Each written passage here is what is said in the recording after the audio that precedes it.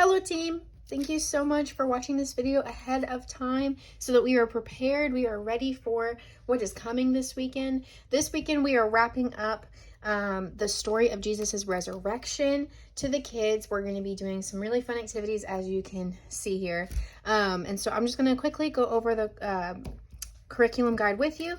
Real quick tip, I just wanted to let you guys know that this service timeline box exists and it's very important. And just a little quick reminder as well that the very first part here says 15 minutes till X room opens, X representing the start of service. So if you serve at the, let's say the 10 a.m. service, we ask that you are here at least 15 minutes prior to the room opening, prior to the start of service. So I know that sometimes it can be very hard, just with all of the kids that we have, with the plans that we have made, to be here, especially on time for the huddle. So just make sure that you are here at least 15 minutes so that we can have that room open and get kids in.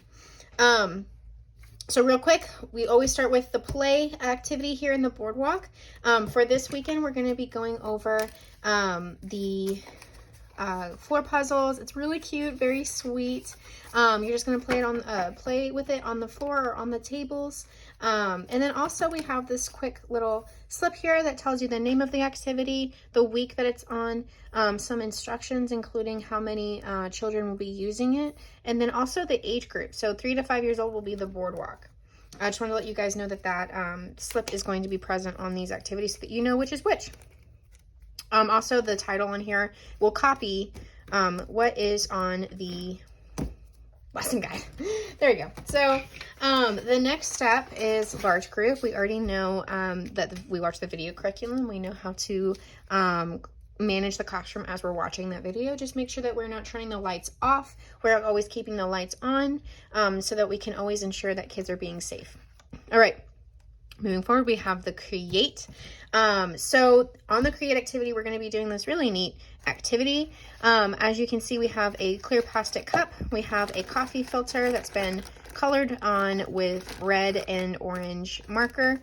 And then we also have this straw with a fish at the end. So you guys are going to receive a coffee filter, a cup, a fish cutout, a straw, piece of tape. So this is exactly how it's going to look. I would recommend handing these pieces to them in pieces, just because we don't want them to get lost or have them be used for other things like stabbing each other in the eye. I don't know. So color this first, then hand them the cup to put in there. You can even write their name on the cup before you hand it to them.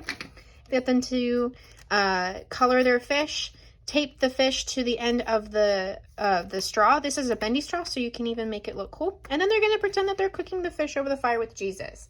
We don't have a lot of these cups, so we have these smaller ones that will do just fine. If you want them to color the cup and make it fun, you can have them color it like a black or a gray to represent like the fire pit, the rocks around it.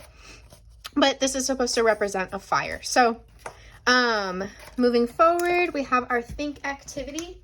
For this activity, we're just going to be going over the different scenarios. These are like scenario cards. We're going to place them on the table one at a time and ask the kids,